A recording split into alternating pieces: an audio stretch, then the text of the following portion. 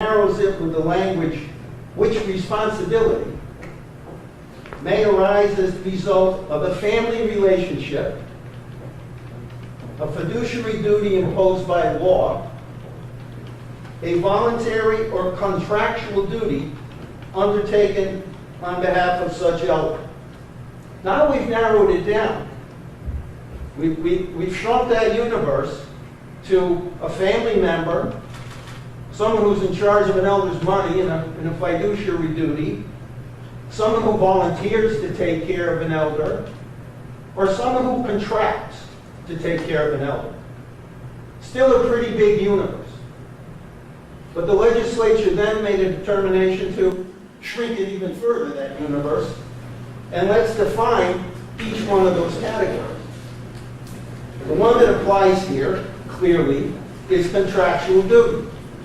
That's what the grand jury was instructed. That's how they were instructed by the Commonwealth. And they were instructed to the effect that in order to prove the first element, the Commonwealth must prove the defendant was a caretaker of the alleged victim. A caretaker is a person who is responsible for providing primary and substantial assistance, whatever that means, for the care of the alleged victim. Well, if they put a period there, we'd be arguing about what primary and substantial assistance means, and we are arguing about that. But it goes on and says, because of a bargain for agreement or contract by which they receive a monetary or personal benefit or gain as a result. The Commonwealth introduced no evidence of a bargain. The Commonwealth introduced no evidence of an agreement, a bargain for agreement. What did Mr. Walsh bargain for when he said, I'll take the money and here's what you're telling me I have to do? No evidence before the grand jury on that issue. Now they did introduce evidence that he got paid. I think they introduced the evidence of what his salary was. But there's no evidence of what his agreement was in response to receiving that salary. There's no written contract. There was no evidence of an oral contract. There was no evidence from anyone who interviewed him as to what he was told or what his responsibilities would be. What about inferences that can be drawn from the evidence he did present? Well, don't I have to draw inferences favorable or not? Yes. My suggestion to you, Judge, is that when you read through the evidence that they did present, just weigh it up and say, is there an inference here from this evidence that Mr. Walsh agreed to be responsible for primary and substantial assistance, whatever that means. Where is it in any evidence that the Commonwealth presented to you that he reached that bargain, that he agreed to do that? It's missing. And you're not going to find it because everyone kind of assumed he's a caretaker. They stopped at the beginning of the definition, which is responsibility for the care of an elder, period. They didn't address the fact that the universe had been so shrunk by the Commonwealth's limitations on that. That there has to be, you have to be have a contractual duty, and here's what we mean when we say contractual duty: bargain for agreement. Look for the evidence, Judge, you won't find it. And they had plenty of opportunity to put it in. I list all the witnesses that they called in there that had experience in the field, unlike Mr. Walsh, who had experience in the field. The woman who took his place on a temporary basis, Belinda Liptak, hugely experienced. That was her career. The nursing and hospital administration and long-term care facility types of things. Other individuals, the woman who came from UMass to help control the crisis that occurred, hugely qualified. the director of nursing, the infectious disease person, all kinds of people who came into that grand jury who could have been asked. What does the administrator usually do? What do you see the administrator's responsibility as? Anybody have any information on what you usually agree to do when you take these jobs? Anybody have a guideline that tells us, a policy that tells us, a handbook that tells us, a job description that tells us? Nothing presented to the grand jury to describe what this language means. It's the legislature that limited it. The legislature that tried to say, here's how we're going to limit. We're going to limit it but to primary and substantial assistance, whatever that means. And we're going to limit it to a situation where there has to be evidence. It's in the definition of caretaker. It's part of the element. It has to be born from a bargain for agreement. All right? Give us some evidence of what the bargain for agreement was. Where is it? Inferred or otherwise. Now, I'm going to adopt everything that Mr. Pyle said about primary. I've set forth in here that, and it's also part of this motion, Judge, that unless the court limits this to the well-understood meaning of primary care, direct care, unless the court chooses to do it, its application here and on its face is vague, violates due process, and doesn't give the defendant fair notice that he's a person that this statute is targeting. Those are some of the first words out of here. Is a person who accepts responsibility for the care of an elder. And I give examples of, look, they're talking about direct care people. As Mr. Pyle suggested, that this statute was created because of a horror show involving a direct care person.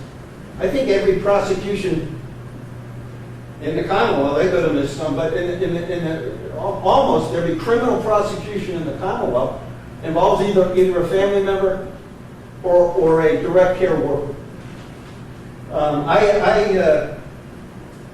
think a clear, careful reading, like I know you're going to give it, Judge, you're going to see that they failed in their burden to present sufficient evidence to support probable cause that Mr. Walsh was a caretaker. I give examples of primary. This is a strange creature, born of a piece of legislation, the Soldiers Home. And it's been determined that it doesn't have to be licensed by the Department of Public Health. Veterans Affairs does the inspections, and another private, well-recognized company that does inspections, that certifies, gives certifications, that sort of thing. But the Commonwealth doesn't. It was determined that the superintendent of the facility has never had to be licensed or certified as competent to do the job. That's not a requirement of the job. Why it was created or determined to be that way, I don't know.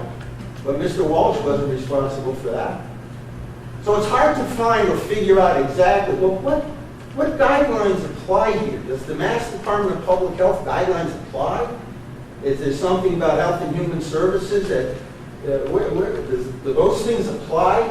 Well, I think Health and Human Services, it's under the Health and Human Services umbrella through the Department of Veterans Affairs. But it's really hard to find, there is no Massachusetts regulation specifically emanating from the Soldiers Home at Holyoke. It doesn't exist. There's a chapter set aside. It's blank. So I drew upon, and it's in there in the brief, I drew upon some of the regulations from the Department of Public Health, which does certify and have control of how long-term nursing care facilities and nursing homes operate, what their policies are. You got to do this, you got to do that, boom, boom, boom. And it talks about things like direct care. It gives examples of who is a direct care worker. Those examples do not include the administrator of the facility. There's a handbook that the Commonwealth hands out to every new management person in the Commonwealth. Mr. Walsh got a copy of that handbook. There's nothing in that handbook that suggests or that would have led him to believe that he was bargaining to be, and it wasn't specific to nursing homes, but that he was bargaining to be responsible for primary care of the elderly. Primary care in its most commonly known definition, that of the direct care worker, and that lists them all. He's not, the administrator of the facility is not in there. There are other examples. The Commonwealth drew on nothing. The Commonwealth didn't say, listen, here's what everyone understands this to be. Here's what everybody in the industry knows this means. Here's what you do, isn't it? A superintendent this, superintendent that. No such evidence. No common understanding within the industry. Nothing in writing. No evidence of a bargain. Do you believe he had your client had the authority to combine these units? Well, that's an interesting question. Or was that a medical decision that was beyond his realm? Medical decisions were left to the medical director. It's clear there was a consultative process. There's evidence in the grand jury record in particular that the people who worked there, that everyone knew that Mr. Walsh didn't have any medical experience, and that he always followed the instruction of the medical people, the medical director, or the director of nursing, that he always did. We're not here conceding that he made a decision to do anything for the purposes of this motion. But I'm not going to try and make the court believe that it just happened and he said, how come everybody's moving from the second floor to the first floor? That would be a foolish argument to make. So he knew what was happening. But again, you only commit this crime if you're a caretaker as it's defined in this statute. If the Commonwealth can present evidence to a grand jury to accuse you of being a caretaker. If you don't meet this definition, you're not a caretaker, whether you had something to do with it or not. In a general sense, you may be a person responsibility for the care of an elder in that huge universe. The legislature shrunk that big universe into something much smaller. And then used some undefined words to say who they were talking about. Lastly, Judge, if you don't, and the cases are on there, if you don't accept that this statute is only talking about a direct care worker, then it fails to give notice to the person it's trying to target, a person. And it's vague. It's vague as it's being applied to Mr. Walsh. It's vague as it's being applied in general, on its face. If it's limited, it may be saved constitutionally, but there's no evidence that Mr. Walsh bargained to be a direct care worker. So they failed any way you look at it. No evidence of a bargain or agreement. No evidence of what is commonly understood. No evidence that he, of what he understood his job responsibilities to be or was told they were. No evidence of what's generally understood in the business of long-term care facilities, whether they're licensed or unlicensed. The evidence just isn't there. And even if you disagree with me there, what does primary and substantial assistance mean? It has to be given its most common sense, well-known meaning, and that is as a direct care person. And if it's not given that meaning, it's vague on its face. It denies anyone who might be suggested is a person within the meaning of that statute. Due process, the kind of due process that gives you notice.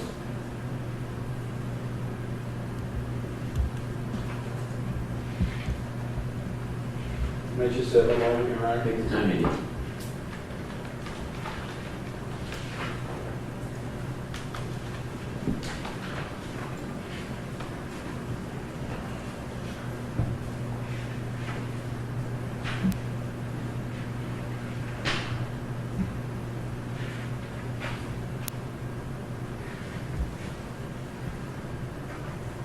The people they could have asked, Judge, they had him in the grand jury room.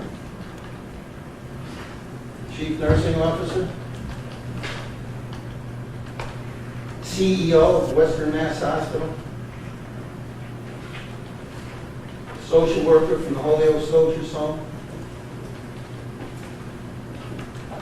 medical consultant and incident commander, secretary of Veterans Affairs, assistant director of nursing, a legal counsel for the home,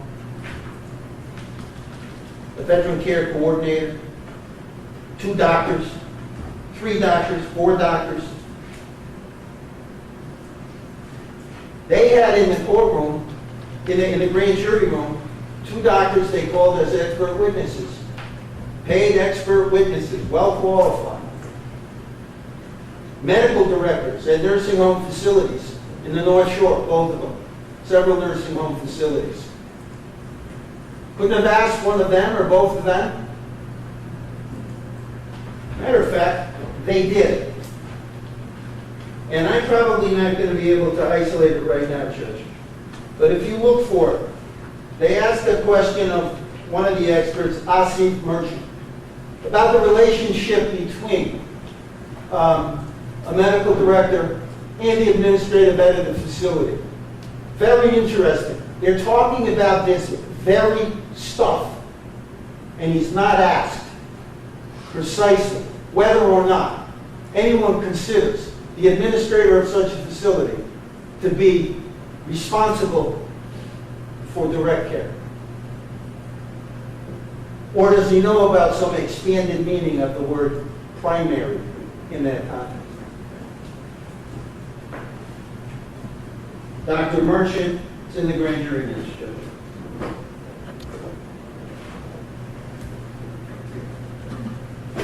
Thank you. Right, thank you. All right, we lose the Commonwealth on this issue. Thank you, Your Honor. I'd like to begin, Your Honor, with what I believe is undisputed in this, setting aside that this is a McCarthy motion for which, Your Honor, as I've already identified the standard in which inferences in support of the Commonwealth should be taken.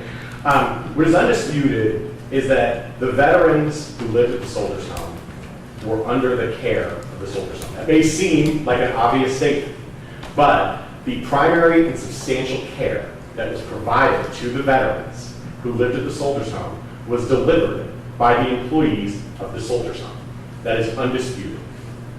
What the defendants would do is they would take the lower level CNAs and nurses and they would hold them responsible for any deficiencies in care that the veterans suffered while they were at the home, even for decisions that those CNAs and nurses did not make, that they executed based on the authorizations of individuals higher up in the chain of command. Do I understand correctly that we're only talking in this case about one decision? That's correct. That's correct. Though I would point out, Your Honor, the Commonwealth identifies in its opposition briefing that there are other decisions, including decisions made by Dr. Clinton, that are identified during the course of the grand jury proceedings and that indicate his role in sort of primary and substantial assistance to the defendants. That's something that's identified in the grand jury. But for purposes of the indictment covers one specific decision, consolidation. But what I would know is that the idea that individuals who execute a decision made by those above them could have liability for them and individuals who actually make the decisions cannot is simply, it reads the statute into oblivion, right? It basically takes a statute that is clearly, that was amended in 2005 specifically because of abuse and neglect in nursing homes, right? And I also think that's undisputed, right? It was amended in response to abuse and neglect in nursing homes, and it exempts key decision makers in the nursing homes for the decisions. That is not in line with legislative intent. And I think the proper reading here is that the primary and substantial responsibility for the individuals who live in a nursing home are held by the employees who work at a nursing home or long-term care facilities such as the Soldiers Home. It is not a stretch, and it is not vastly expanding the reach of the statute to hold those supervisory chain of command responsible for the care that the defendants concede their lower level employees should be responsible for. I think that in particular, this decision actually sort of highlights the perversity of such an approach, right? So we have here a decision where I can't quite tell, but I don't believe the defendants are really challenging that there was sufficient evidence for purposes of the McCarthy motion, that they were either present or that there was some evidence presented that they authorized this decision to combine two units, right? So the combination of two dementia units occurs in a meeting where the defendants authorize it. And according to the defendant's formulation, the people who moved the beds between the floors could be held liable, but the people who told them to move the beds couldn't. That simply does not make sense in the context of the legislative intent. And what I would point out, Your Honor, Defendant Clinton's lawyers pointed this out a bit, but I think it's worth sort of reiterating. When the statute was amended in 2005, the legislature removed the physical care requirement from the caretaker provision of this law. It's hard for me to imagine that any of the sort of CNAs or nurses or individuals who the defendants refer to as direct care employees would be providing something other than physical care. It seems to suggest an intent by the legislature to encompass a broader collection of individuals. Maybe Defendant Clinton is right that it includes mental health, but it can also include supervisors of that direct care. And there is simply no reason why the grand jury's judgment that a supervisor who makes a decision that has a clear effect on the health of the elders cannot be held as the primary and substantial caregiver in that situation. Do we have any prior cases where administrative was held under the statute? Not under the statute, no, Your Honor. But I would point out, Let me, before I forget, and I characterizing Dr. Clinton as an administrator as well with that question. I appreciate the clarification. My answer does not change. But what I would point out. So this would be the first. It would. But I mean, this is we're at a preliminary stage here where the grand jury's judgment is subject to considerable deference. That's right. Okay. The next point I'd like to make is with respect to the bargain for agreement, which Defendant Walsh made some arguments related to. Speaking of prior cases, because Your Honor asked, there have been cases in which CNAs and nurses have been held liable under this statute in the past. And that includes the Chartrand case, which the Commonwealth directs the court to in its opposition. And in the Chartrand case, before the appellate court, the CNA contested this very issue, contested whether or not he was a caretaker. And the court held that because he was an employee of the nursing home, he was a caretaker assigned to work on this floor. The court did not examine, as Defendant Walsh suggests it should, when it was looking at that Chartrand case, whether the CNA had bargained to work for that elder in particular, whether the CNA had bargained to work on that floor in particular.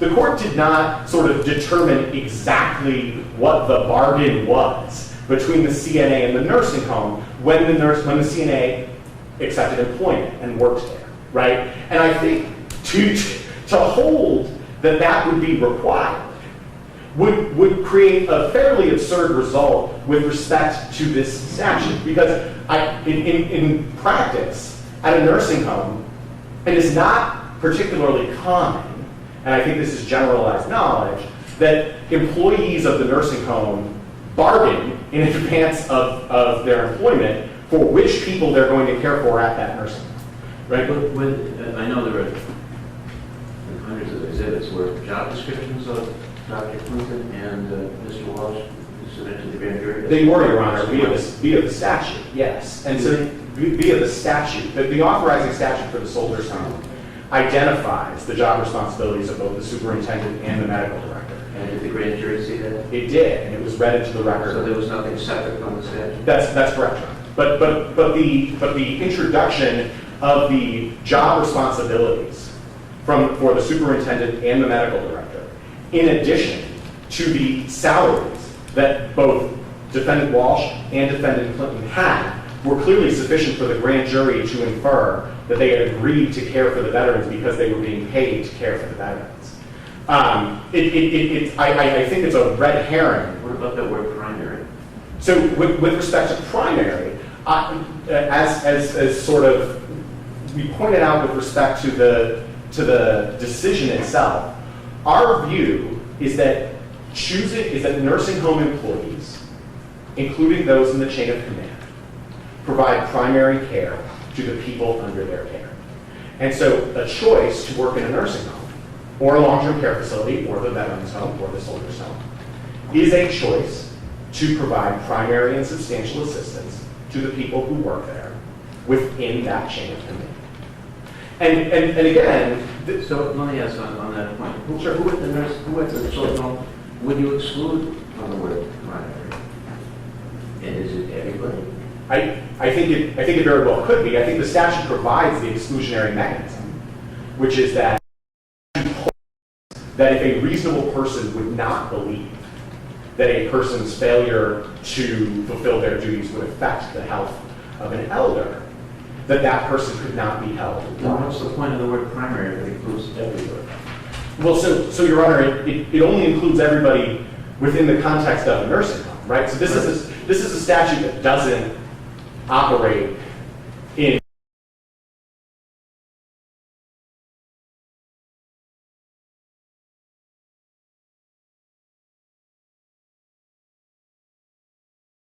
homes receive primary and substantial care from those nursing homes. They are sort of beholden to the care that they receive here. The individuals who are supervisors within the medical decision-making chain of command and have the authority to make decisions that affect the health of those veterans are part of that primary and substantial assistance. The individuals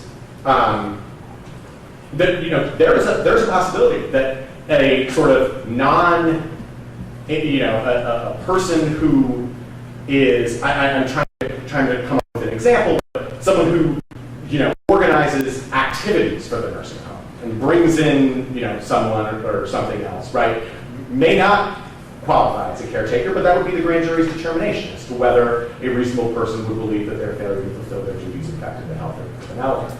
And here, where the individuals worked within the nursing facility, they were in part of the chain of command, and this decision that they authorized clearly did have a meaningful and in many ways horrifyingly detrimental effect on the health of the elders. It is hard to say that wouldn't constitute primary and substantial assistance. The other point I would make, Your Honor, is with respect to Defendant Walsh in terms of his responsibilities. I know this was a question. The Commonwealth's position is that there was sufficient evidence before the grand jury to find that Defendant Walsh could overrule the decisions of medical decision makers. The only thing I saw was an answer that said maybe, I don't know, maybe. Did anyone definitively say that he did have that authority? I guess so. I think the answer was I guess so, right?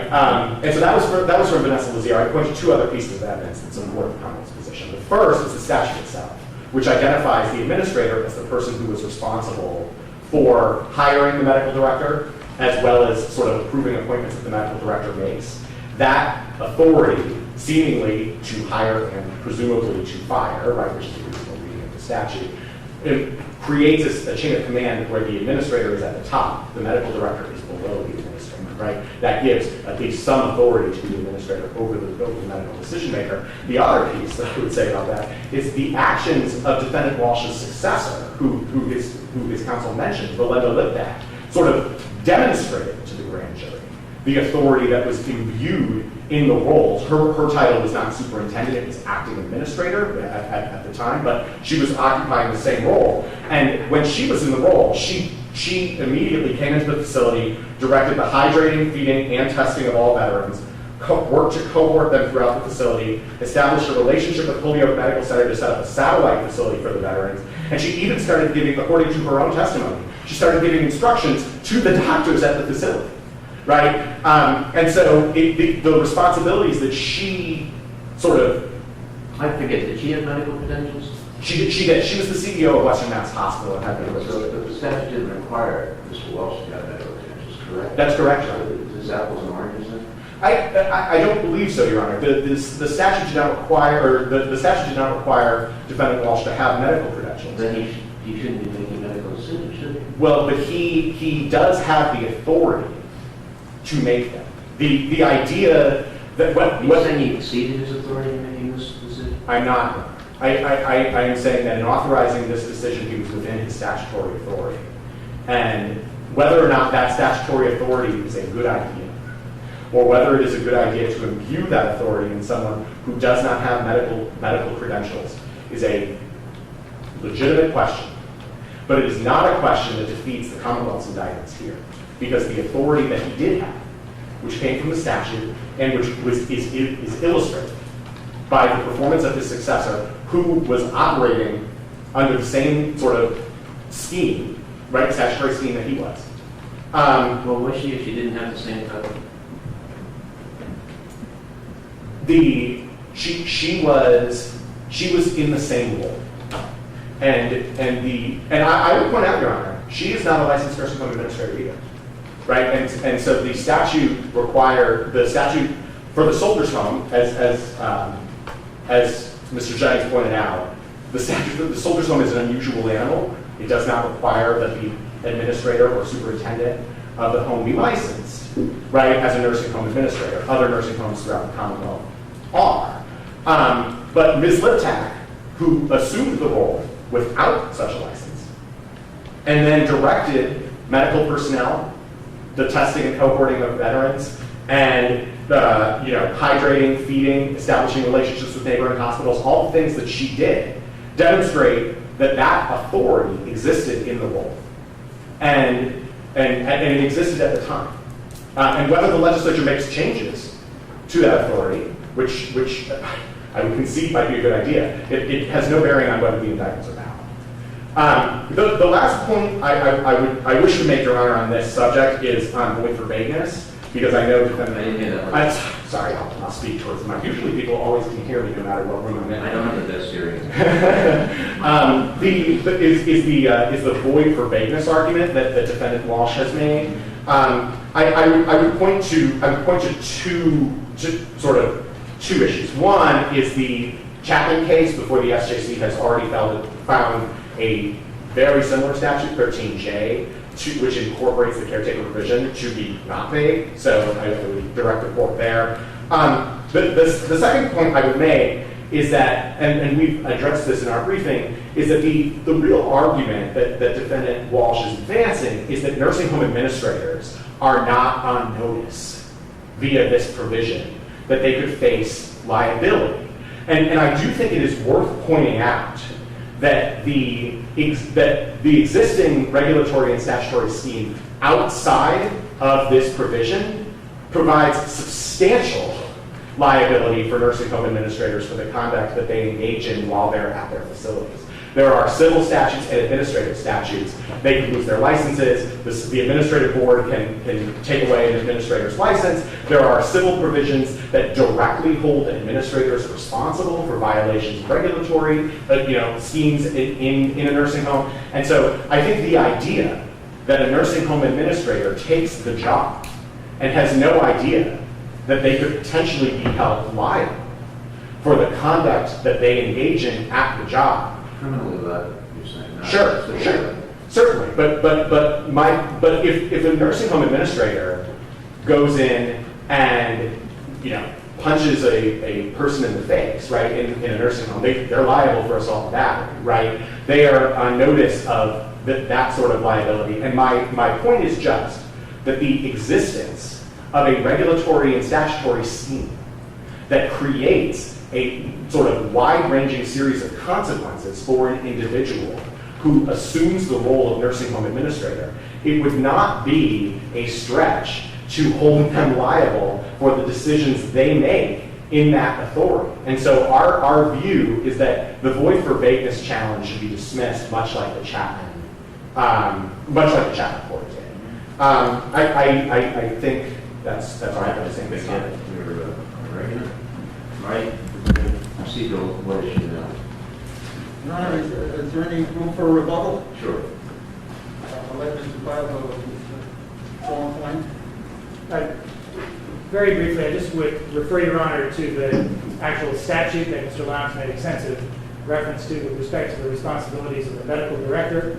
It reads, the medical director shall have responsibility for the medical, surgical, and outpatient facilities and shall make recommendations to the superintendent regarding the appointments of all physicians, nurses. Forgive me, counsel, what are you quoting from? I'm quoting from General Laws, Chapter 6, Section 71, which is the job description, the only job description that Mr. Lowndes referred to with regard to Mr. Clinton. It says he shall make recommendations to the superintendent regarding the appointments of all physicians, nurses, and other medical staff. The statute does not say that the medical director shall be primarily and substantially responsible for providing care to an elder. And if anything, by saying that he has hiring recommendation authority, it implies that the physicians, nurses, and other medical staff shall have that responsibility. Well, you're saying he did not have authority to make the decision that he made that's the subject of these vagueness?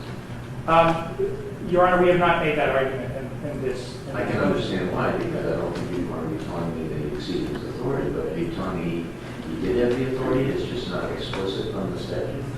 Your Honor, we're not talking about the authority with regard to making the decision. We're talking about what his job responsibilities were, as defined by the Commonwealth and its evidence of the grand jury. The caretaker question, which is what we're on, is what the person's job responsibilities are. High-level policy-making decisions, not primary and substantial assistance for the care of an elder. What I heard Mr. Lowndes say was that every single employee, or nearly every employee in the nursing home, is responsible for primary and substantial assistance. Our position is that if everybody's primary, nobody's primary. The legislature had something in mind when it used that word, and it doesn't include Dr. Clinton.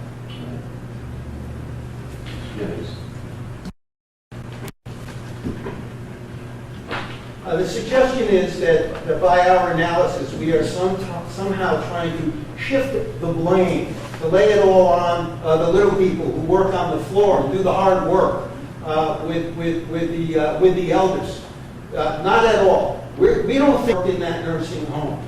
And to suggest that we're trying to shift that blame from ourselves to someone else who works hard down on the floor, nothing could be further from the truth. We don't think blame should attach criminally to anybody who did their best. On that point, and maybe I'm beyond the record, but are there civil lawsuits pending? Yes.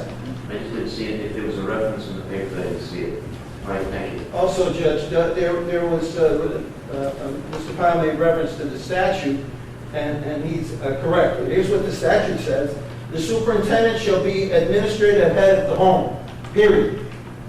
Then it says, the superintendent shall, and this is an important piece of it, subject to the approval of the trustees, appoint and may remove. If Mr. Walsh wanted to overrule a decision that any medical director made, and the medical director said, no, I'm making these decisions, I'm telling my staff to carry it out this way, the Board of Trustees, according to the statute. That speak to the Soldiers Home, Chapter 6, 70 and 71. I would ask you, Judge, to read Chartrand, if you already haven't. It was quoted by the Commonwealth, totally different fact pattern and type of employee. And please read Chapman carefully. I urge you to, and they do too. I really urge you to read Chapman. Read it a couple of times. It took me several times because I couldn't believe how clear it was and that the Commonwealth was actually citing.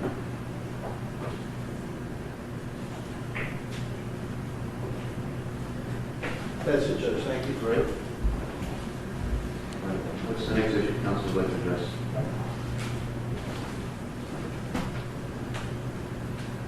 I can't remember what order we agreed to go in. It's the Judge, some months ago, which is addressing the various issues. So the first motion that we filed is styled defendant's motion to dismiss counts 1 through 5.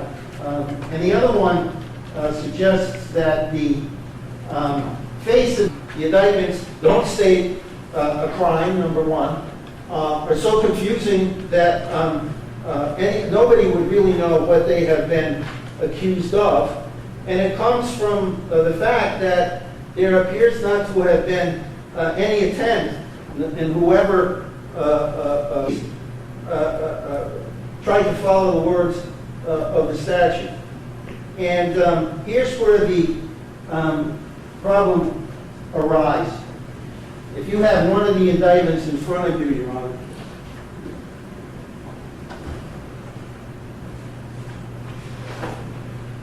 Which one are you directing my attention to? any one of the indictments, they're all written the same way. All right, go ahead. I'm looking at count 1, and it says, Bennett Walsh, diverse dates and times. There are 5 alleged victims here, Judge, as you know. And AP, in the indictment I have in my hand, is one of them. An elder, that's an elder wantonly or recklessly commit or permit another to commit serious bodily injury, which is section 13K8, with which this indictment charges Mr. Walsh in this count. And what the statute says is,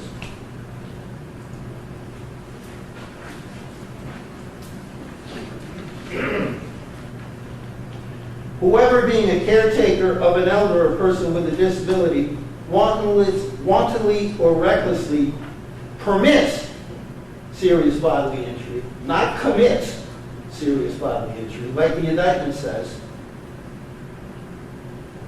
or wantonly or recklessly permits another to commit an assault and battery upon such elder person. So you can violate E by doing 2 things.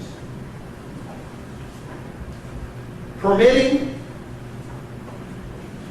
serious bodily injury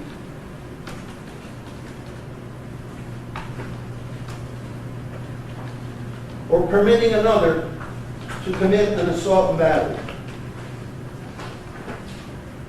You cannot commit serious bodily injury and be in violation of that statute. And you cannot permit another statute, but it is in the indictment. The only thing you can permit another person to do is commit assault and battery. Serious bodily injury or assault and battery? No, you can only permit another person is permit serious bodily injury. That's what the statute says. Or you can violate this statute by permitting another to commit assault and battery, period. The indictment says that the defendant did commit, not permit, serious bodily injury, or permitted another to commit serious bodily injury. The law doesn't prohibit you from permitting another to commit serious bodily injury, only permitting another to commit assault and battery. Now, here's why it's significant. Here's why it can't be addressed with an amendment to the indictment or a bill of particulars. In my opinion, The Commonwealth argues that, well, all you need to do is we can just cross out, I guess, is the suggestion. We'll just cross out the words after the or that says that the defendant permitted another to commit serious bodily injury.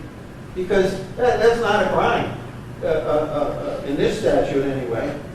And instead of the word commit before the or, we'll say that he permitted, like the statute does. Permit means cause, the courts have said. Commit, I don't know that that's been interpreted. The Commonwealth cites you to another case, which I hope you read over and over again, about a discussion about the words commit and permit. But here's where the problem comes in. And the Commonwealth instructed the jury on it. It's in the grand jury minutes. You can read it, Judge. I'm looking at page 221 of the grand jury minutes of September 24th.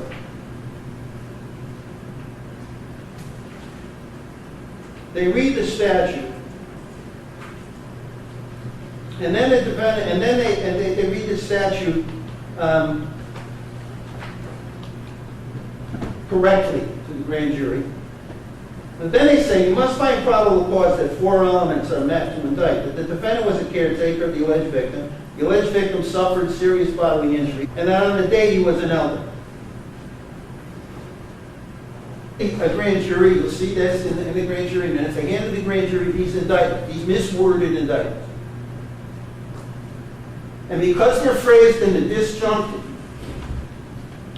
we don't know what the grand jury determined was sufficient to establish probable cause. That he committed something, that he committed serious bodily injury, else to commit substantial bodily injury. And that's not forbidden by this statute.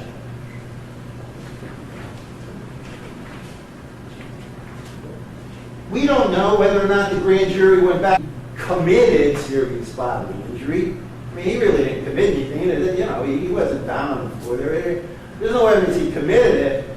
But there's probably evidence that he permitted somebody else to commit serious bodily injury. This is what the indictment says. Look, everybody look at the indictment, all the other grand jurors. Look, it says he permitted somebody else to commit serious bodily injury. Well, that's not a crime. The only thing you can put after the or is that he permitted someone to commit assault and battery. Nothing about anyone else committing serious bodily injury.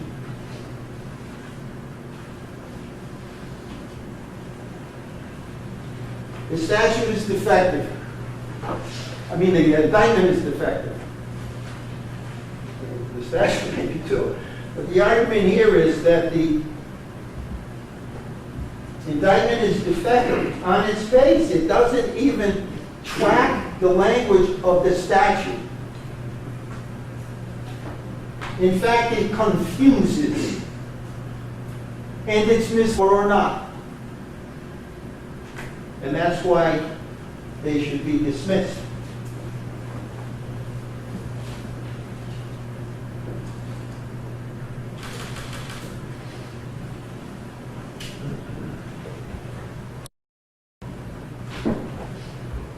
Thank you, Ron.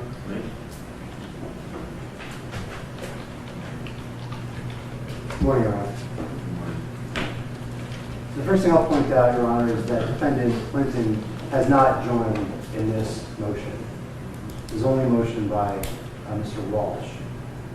The second thing I'd like to point out, Your Honor, I know it's just part of the atmospherics and theater of the courtroom, but be a little bit dismissive and make light of the work the grand jury has put into these indictments. And I want to respond to that. Well, before you do, what do you say about the wording of the statute and the wording of the indictment? Are they consistent? 2 experts over 15 hours on 3 separate days from grand jury last September. dozens of exhibits, all shown, amount of time that Commonwealth spent, that the witnesses spent, victims, families spent, that others came in and spent time with the grand jury. I don't want to make light of the work that they did in reaching these 10 indictments. So, to your question, Judge, Your Honor, there is a difference between the wording in the statute, one word in the statute, and the word in the indictment. And that is the first word, which is the statute says permit, an argument I think that we have addressed, or they have addressed. But the only difference is between the word permit in the statute. Mr. Walsh did wantonly or recklessly commit or permit another to commit serious bodily injury to these 5 veteran victims. This is a minor difference between the statutory language and the indictment, and it's really immaterial. The question legally is whether the defendant is able to understand the charges against him. Pages of motions to dismiss briefing covering pretty much everything and anything under this. Of course, but the courts have already considered this language. I'll move to the case that counsel cited, which is Commonwealth v. Cruz. They considered the language in subsection E and subsection D at length and found the difference between these 2 words is largely immaterial. And I'll quote, noting that a, quote, defendant who is guilty of treatment to that person. These are closely related terms. If anything, the word commit suggests a more active and direct role by the defendant than the statute even requires. This strengthens the Commonwealth's assertion that the indictment spelled violations of 13KE because the grand jury found probable cause that the defendant committed a serious bodily injury under E, then probable cause also existed for the grand jury to have found that the defendant permitted injury to that elder. No dismissal is warranted. But to counsel's point about the statute, there's plenty of case law out there. We've cited it in our brief. I'm not going to go through all of it now. But indictments don't need to set forth every specific element of the crime to withstand a motion to dismiss. We cited Fernandez's case out of the SJC, the Donahue case out of the appeals court. In that particular case, the indictment failed to allege one of the basic elements of a mayhem charge. But the indictment was upheld because it included sufficient factual allegations, sufficient to put the defendant on notice of the allegations of the crime. So that is true here as well. However, even if the court were to agree that the indictment's form should be altered to precisely mimic the statutory language, we don't believe that's required under the case law, but should the court agree with that, we would ask the court to allow the one-word change in the indictments, which would strike the first commit and replace it with permit. If that's all that the defendant is seeking, we would readily agree to that change, but we also don't think that the case law requires it. Of course, the test of whether a modification to an indictment is appropriate is whether that change is one of form or substance. Changes to form under Rule 4 are broadly allowed by the courts. And we've cited several cases where indictments are sustained even though they change the location of the crime, remove surplus language right before trial, change the time of the crime, and completely omit an element of the crime. I believe that's probably the mayhem charge case. And of course, the test for form versus substance is whether a final verdict on the original indictment would later preclude new charges in the amended indictment. If the answer is yes, if there would be preclusion, then that is a change in form and should be allowed. Here, if that change were allowed, the conduct alleged in the indictments, the victim's name, the time frame alleged, the location, the very injury to the 5 veteran victims alleged in this case, all of it would be the same.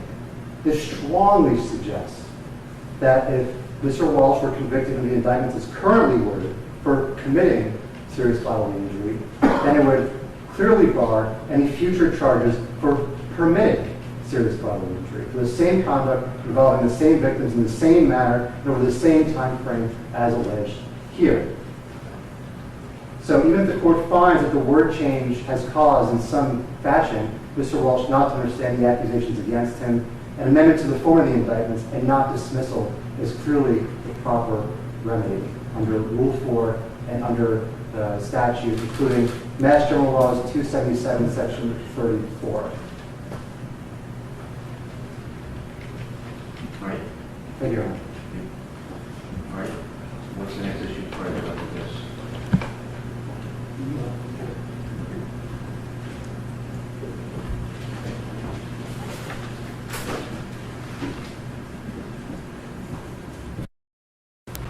I might just take a minute.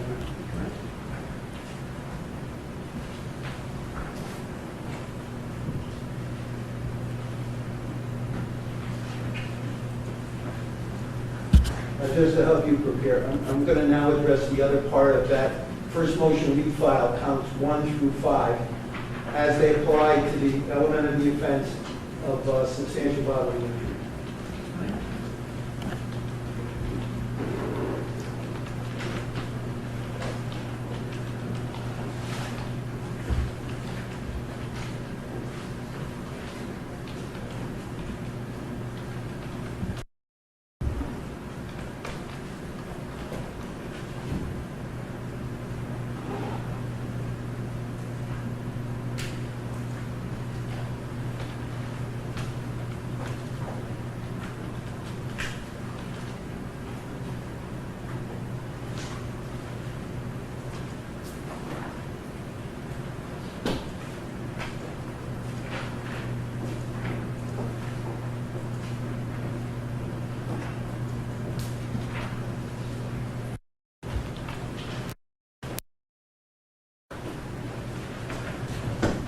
All right, Judge, let me start with the statute again, if I might. 1 through 5 charges violations of 265, Chapter 265, Section 13KE, with parentheses. And KE states that whoever being a caretaker of an elder wantonly or recklessly permits serious bodily injury to such elder.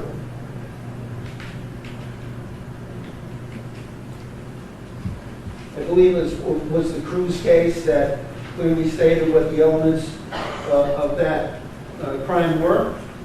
That case has been adopted by and cited it at the end of the criminal model jury instructions, which were used to a significant extent to instruct the grand jury on the law before it deliberated. And those elements are as follows. The defendant was a caretaker. We've talked about that. The second one, and this is the one I'm going to be concentrating on, suffered a serious bodily injury. Third one is that the defendant wantonly or recklessly permitted that bodily injury to occur. And the fourth, that the alleged victim was an elder. So let me concentrate on the second element, that the Commonwealth would have to prove beyond a reasonable doubt at trial and had to provide the grand jury with at least enough evidence to establish probable cause that they have evidence that the defendant violated that element of the crime, that element of the statute.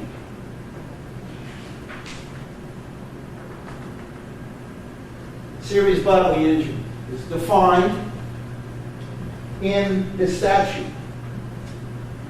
And it's defined in section KA.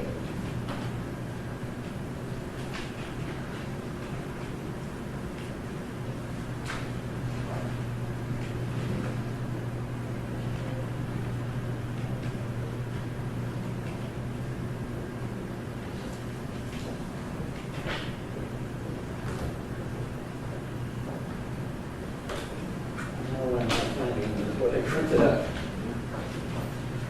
But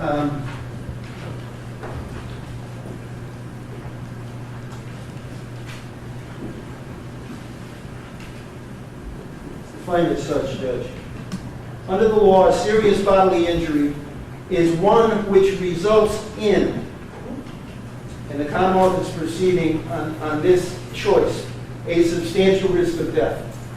There are other choices, can be permanent disfigurement, protracted loss or impairment of bodily function, limb or organ, or a substantial risk of death. the Commonwealth is perceiving that the serious bodily injury here was one which resulted in a substantial risk of death. What does one mean? Well, it means a bodily injury. It means a bodily injury that resulted or created a substantial risk of death. Bodily injury is also defined in the statute and in the model instruction. And here's how it's defined. Bodily injury, substantial impairment of the physical condition. And then it gives examples: a burn, a fracture, a hematoma to the subdural hematoma, injury to any internal organ, or injury which occurs as a result of repeated harm. Those have been determined to be examples, not exclusive.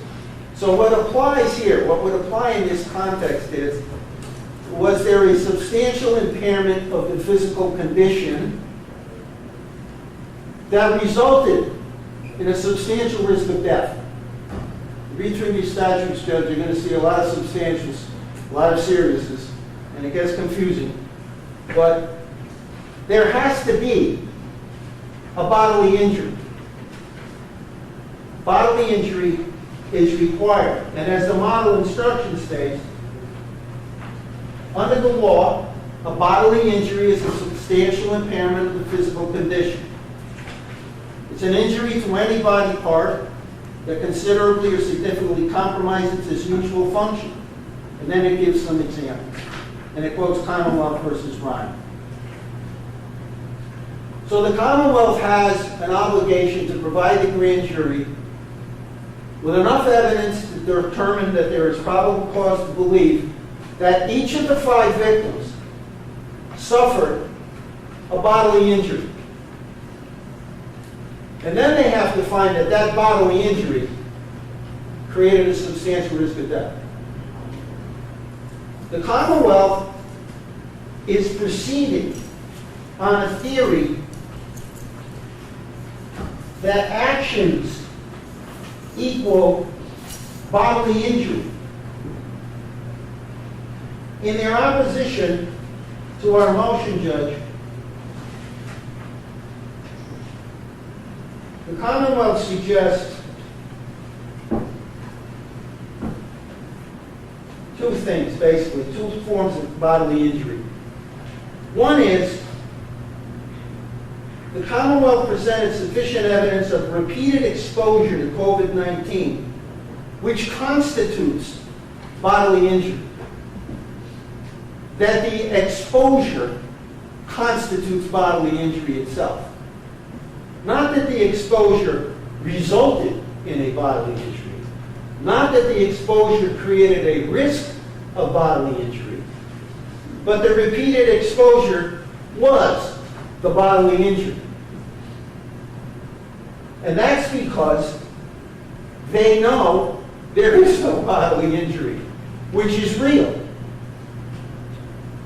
There are some major cases, Judge, that 3 or 4 major cases that speak to this. And the key case, the case that is mostly clearly on point, is LaBrie.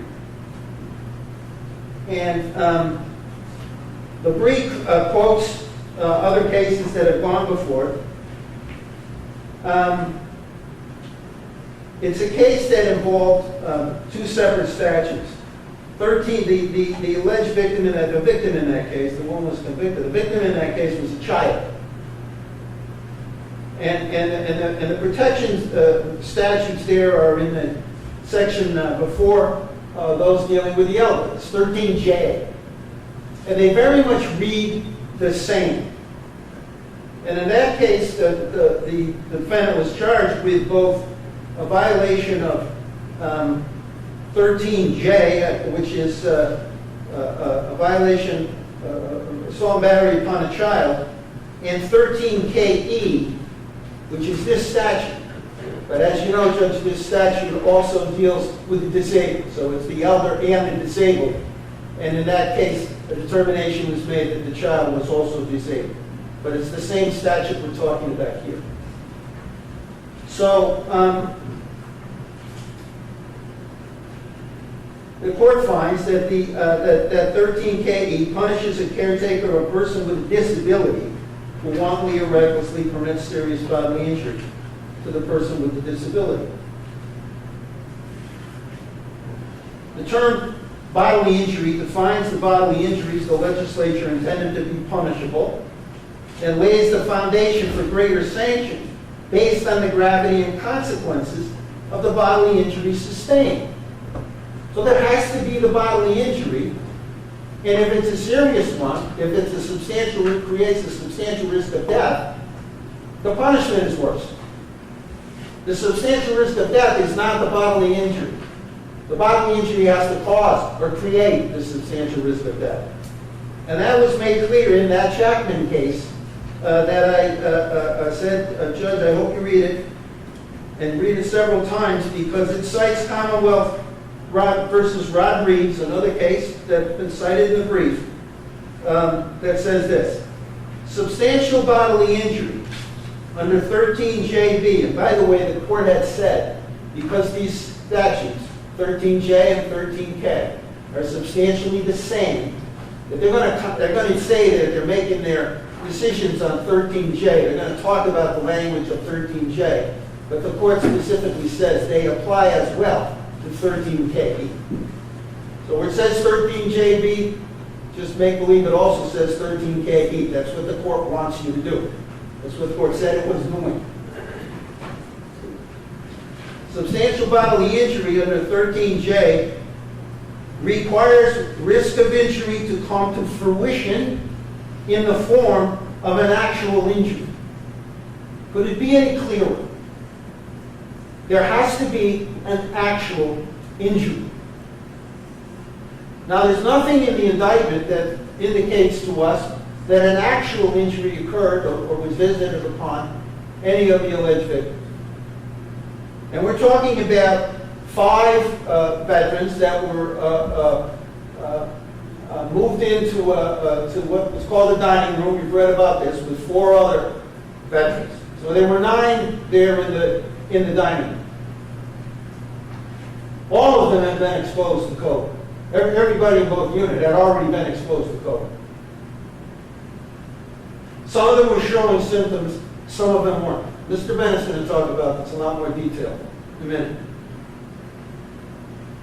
The 9 people who were moved into the dining room were all believed to be asymptomatic, to be without symptoms. So let's put them in one place and do our best with this totally insufficient and unacceptable staffing crisis that occurred that day, blew up that day on the 27th. Let's do our best to keep these 9 segregated and put them in the largest area we have here, which is the dining room. All believed to be asymptomatic. Well, the unfortunate thing was they weren't. And some people were with symptoms who were thought to be asymptomatic were not and went in there. But the interesting thing about these 5 alleged victims in this case is they were all believed to be asymptomatic and were asymptomatic. The testimony of the grand jury was that the 5 alleged victims here were asymptomatic. The problem was they got mixed with some people who were symptomatic in the execution of the process. Nothing that Mr. Walsh had anything to do with it. So, eventually, 3 of those 5 tested positive for COVID. 2 of them never did. 2 of them were negative. They never got COVID. There's no evidence they ever suffered any substantial impairment of the physical condition for any reason. There is no evidence there about that. Mr. Bennett's going to talk more about it. But nonetheless, the Commonwealth insists that exposing them to the risk of COVID-19, increasing the risk of COVID-19, in and of itself equals bodily injury. They don't cite any case that supports that. In their brief, that I think is from pages 6 or 7 to page 22, other than the McCarthy-type cases, they don't cite a single case other than the 4 cases that are right on point, which I urge you to read and determine, speak in favor of our position. Labrie, Cruz, Ryan, Chapter. That there has to be an actual bodily injury. So the, I have these things going up so I can read them, Judge.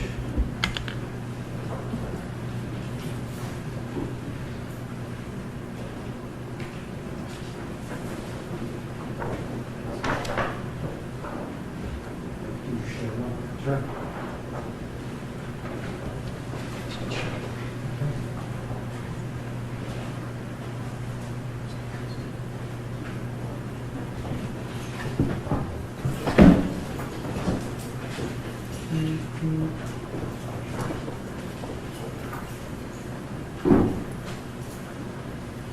Judge, this is Exhibit 14 that was presented to the grand jury, and it was created by one of the Commonwealth's investigators, I believe. And it kind of helps focus on who we're talking about.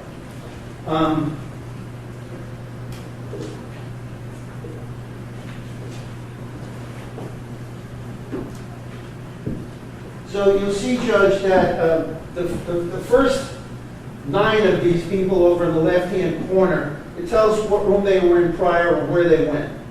And the first 9 went into the dining room. Those were all the people who went into the dining room. And of those 9, 5 are alleged victims. You'll note that the first name on top, and now, are we going to try and maintain the initials? I would ask that we maintain initials as opposed to. Okay. Let's go with the initials as long as we can do so clearly. All right. So you'll see that RC, who's on the front line, came back negative, and you'll see on the third line, GT, who came back negative. So they never got COVID. So the other 3 that were chosen to be the alleged victims here, they did get COVID. 2 recovered, 1 did not. But the Commonwealth isn't asserting that the bodily injury was related to anybody getting COVID.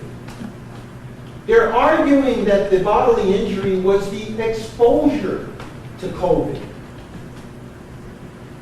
Clearly not what Labrie says when it says there must be an actual injury. That risk is not enough. The Commonwealth is using the risk in the phrase that makes it a serious bodily injury because it creates a substantial risk of death. Well, the substantial risk of death isn't what's permitted here, according to the statute. The statute forbids not permitting substantial risk of death, it doesn't criminalize permitting risk. It criminalizes permitting bodily injury. So there has to be a bodily injury. And if it's bad enough and creates a substantial risk of death, it's a serious bodily injury. So they need to prove bodily injury. They make the argument that the creation of the risk itself, or the likelihood of harm, increased harm, is a bodily injury. Well, it's not. And Labrie, if not in concert with the others, Labrie itself certainly makes that clear. There's kind of a statutory scheme here, Your Honor. When you look at 13J, K, and L, Because interestingly, when it comes to the protection of children, the legislature made a determination that they were going to create a crime of creating risk that results in serious bodily injury to a child. I think they did it back in the beginning, in early 2000s or maybe 2010. I thought there's so many statutes that we're talking about here, but 13L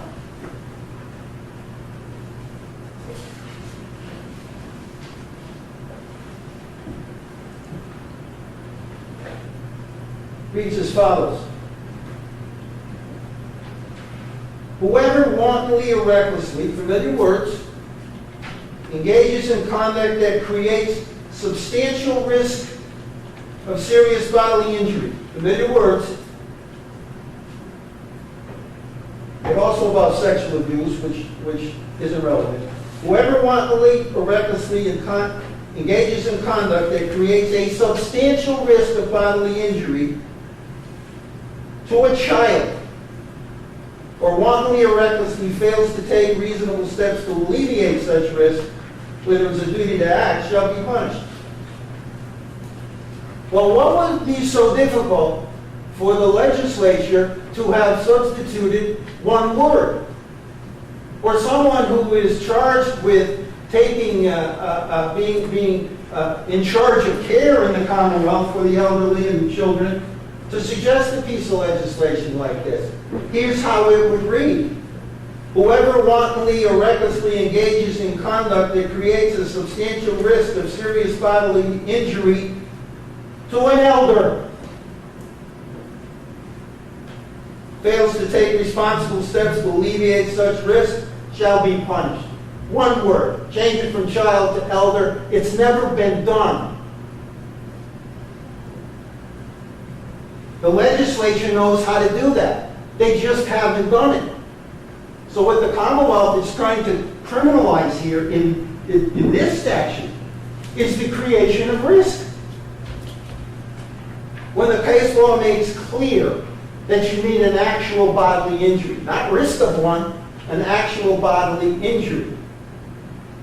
The risk of increased exposure, increased harm, without a bodily injury doesn't matter. There needs to be an actual, quote-unquote, the brief says, actual bodily injury. The risk has to result in an actual bodily injury. I don't know how. It could be clearer. And if they want to criminalize the creation of risk, probably a good idea. Probably a very good idea. It should have been done a long time ago. No one's done it. And interestingly, since the defendant was indicted in February of this year, the Attorney General's office issued a press release announcing some legislation that was filed to increase the protection of elders. In February of 2021, and what it had to do with was increasing the amount of fines in a statute that Mr. Lowndes just made reference to about civil. You can sue somebody who abuses an elder or commits serious bodily injury. I don't know how the statute reads, but it's a civil statute. If you lose the case, you pay money, pay damages, pay fines. It increased the fines. Wouldn't you think that after all of this, wouldn't you think that someone would say, hey, look, if we're going to be writing legislation to protect the elders, let's get a risk statute in there, like it is with the children. They call it endangerment statutes. There is no endangerment statute, and they're trying to contort this statute into an endangerment statute. And it's obvious it can't be done. Now, kind of late, the Commonwealth has come up with a theory that, well, wait a minute, I think they know there has to be an actual bodily injury. That's why they're saying that increasing the risk is a bodily injury. They're not saying we don't have to we don't have to,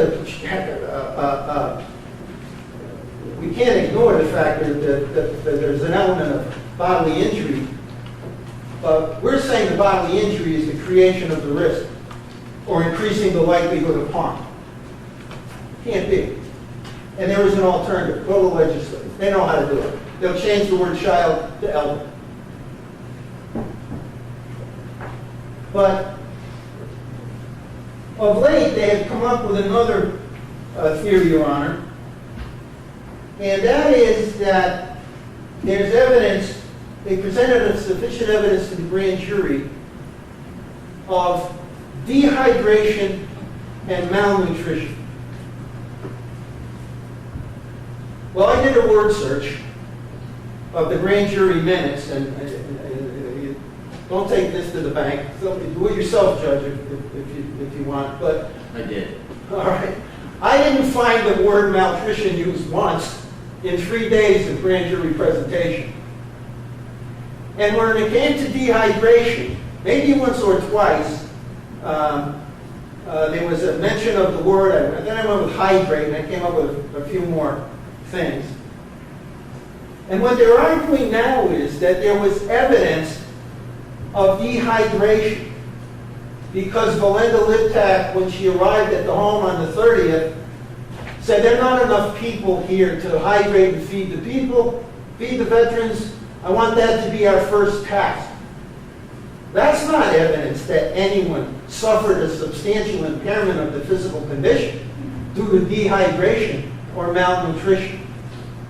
They like to cite the fact that Valinda Liptak, the two men were sitting next to a food wagon with food on it, and they hadn't gotten the food yet, and they say to her, "We're hungry." That's actually suggested to you as evidence of malnutrition. They have two experts in this case, Judge, and there is a very interesting footnote in their opposition.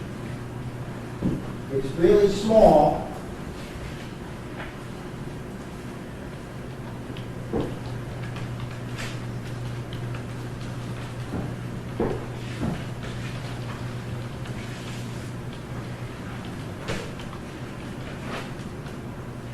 These are their experts.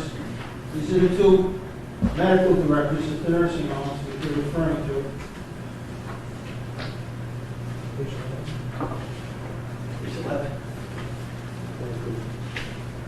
It's page 11. It's footnote 3. This is what it says.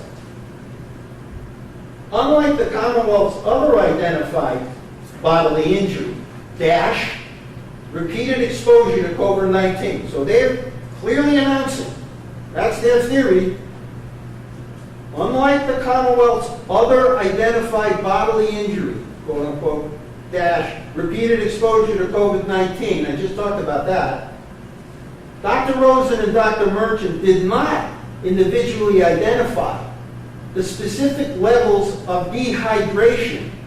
Well, first of all, there's no evidence of dehydration. And malnutrition. Well, there's no evidence of malnutrition suffered by the 5 victims in the case. And they claim that it's because there was a dearth of medical records. Well, the grand jury had the medical records, Judge. And I've made reference to them.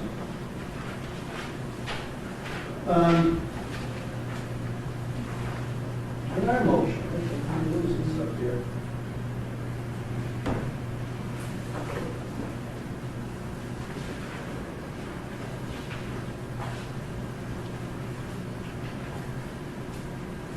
Anywhere there. Let me just have a moment, Judge. I mean, You might hear this part.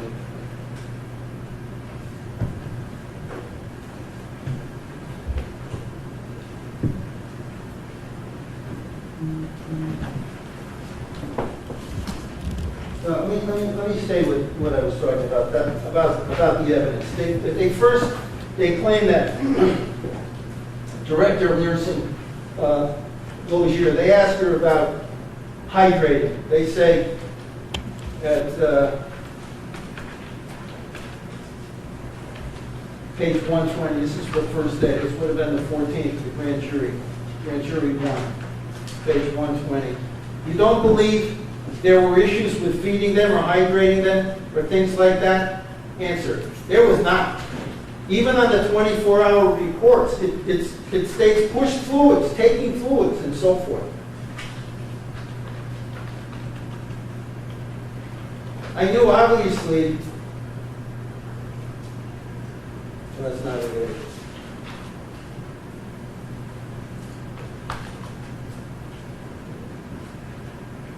Now, that was a director of nursing. Now, here's Belinda Liptek. She comes.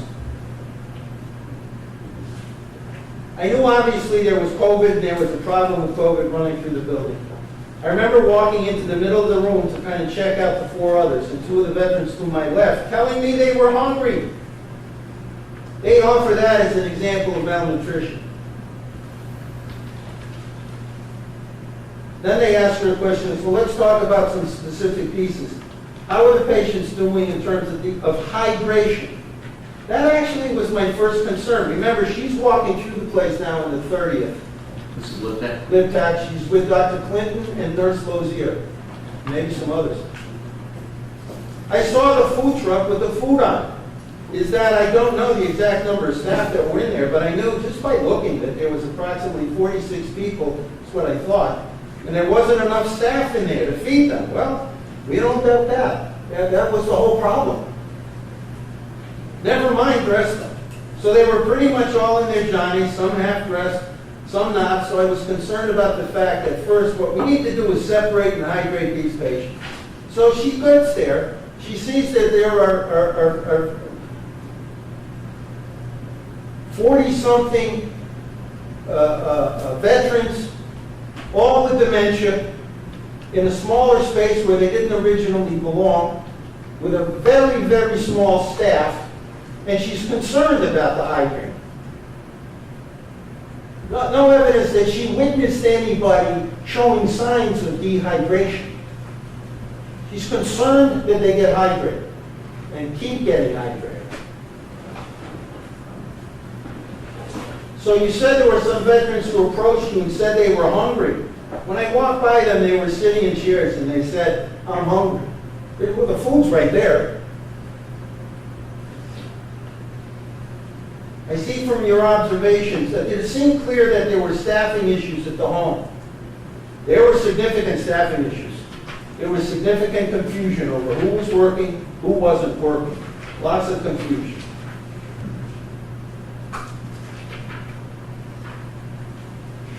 What did you do with the hydration? They jump ahead. Now the National Guard gets there, I think on the 31st, I think on the day after she was doing this walkthrough. So she requested the National Guard. They showed up sometime the next day. That was on, that would have been 27th, 20. That would have been Tuesday. She was there on Monday. On Friday, Mr. Walsh requested National Guard help. Was told it's not coming. And of course, he asked for it before they merged the units. Now she gets there the 30th. They're there the next day. 180 of them to hydrate and feed the veterans. What did you do? The National Guard came in. We had 180 guardsmen on site. General Driscoll. And the first thing I asked them to do is just get to the people. Just get them hydrated, feed the veterans. That's what our focus is. No evidence that she saw anybody who was suffering from dehydration or malnutrition. No evidence that, or indication, or inference in any way that someone was suffering a substantial impairment of the physical condition. Remember, that's the definition of bodily injury. A substantial impairment of the physical condition. Now there was a social worker working there, and she works regular hours, but when this thing took place, she said she was very upset. It was, lots of people in a smaller place than they originally were. There weren't enough people. I believe at the end of her testimony, she did, look, we had very reduced staff. We did the best we could with what we had. And that, I believe, is true. But she was concerned. The vets were, whether they were receiving the hydration, the feeding, anything like that. They weren't getting enough. So we stayed there. We pitched in, trying to get them drinks, cool cloths, talking with the nursing supervisor. They weren't getting adequate medication, adequate food intake, liquid intake, so they stayed and they helped. Now they offer that to you as evidence that, let alone the 5 alleged victims here, but any victim was suffering a substantial impairment of the physical condition because of dehydration or malnutrition. It wasn't going smoothly. They needed to pay attention to it. We need to get all hands on deck and make sure they get their fluids and their food. That's what they were talking about.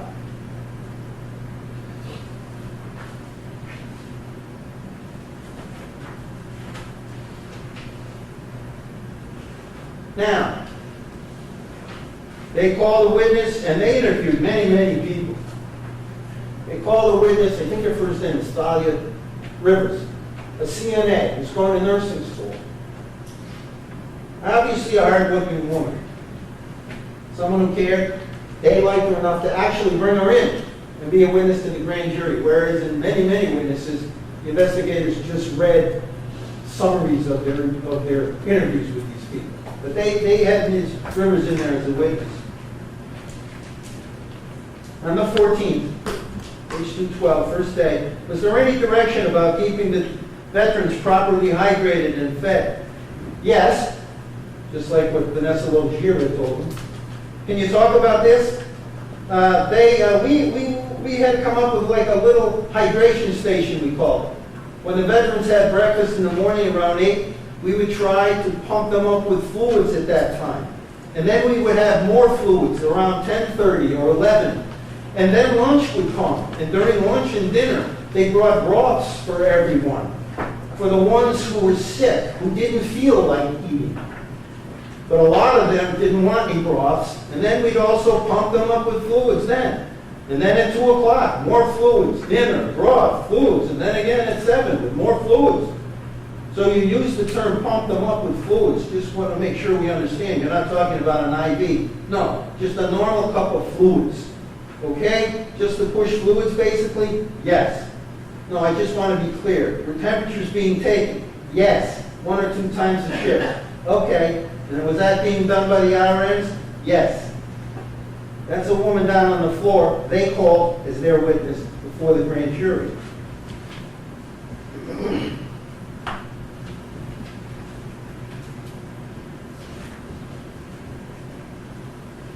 Then, Judge, this was, to me, this is, it's almost upsetting. It is upsetting. There's a man there visiting his father, and there's a woman there visiting her father. They were allowed to come in that weekend. I think one of them was there the 27th, right when it was happening, right when the merger, right after it happened. And the other person was there on the 30th, which would have been the Monday. Both of them had COVID. Both of those veterans had COVID. And their family members were allowed to come in. I don't know what the regs were at the time, but they got full gear with the masks and the gowns and the things like that. To sit next to their bedsides and give them comfort. And one gentleman describes how the place was, mayhem. It was mayhem. We're not suggesting it wasn't. There was mayhem going on. People here and there, and there weren't enough people to do the job. And there weren't enough people to attend to everybody. But and all I could do for my father was they gave me a little sponge with fluid that I could put in his mouth or on his lips. Well, I'll bet there are people in this courtroom who have done that. Sitting next to the bed of a dying loved one. Giving him some comfort measure by just moistening the lips, moistening the mouth. He described how his father was unconscious. He couldn't talk to him. He was whispering in his ear. His father wouldn't respond. They used that as an example of dehydration. The other woman, the same thing. Her father had been sick for a week. Before the move, both of them, before the move. He eventually got moved downstairs. She was there the day he died. She said he hadn't been eating or taking fluids for a week before the merger. She testified how the place was mayhem. She didn't have good things about to say what she saw. But her father was dying of COVID, and they used that as an example of dehydration and malnutrition. After Dr. Merchant told him in the grand jury, or later told him in the grand jury, look, you get sick like that, you don't want to eat and drink. You're dying. They used that as an example.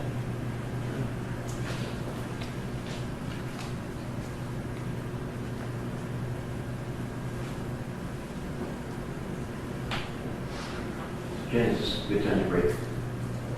Sure. I was going to suggest that we take a 10-minute break or so, come back, and then we'll adjourn at 1.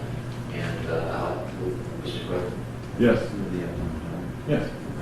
I said, given the multiplicity of claims and accounts and so forth, I've set aside today. So I'm going to take a 10-minute break now and have you back, and then we'll break again at 1 o'clock in March, right? Thank you. Thank you, Your Honor. Court will be in a 10-minute recess. All rise.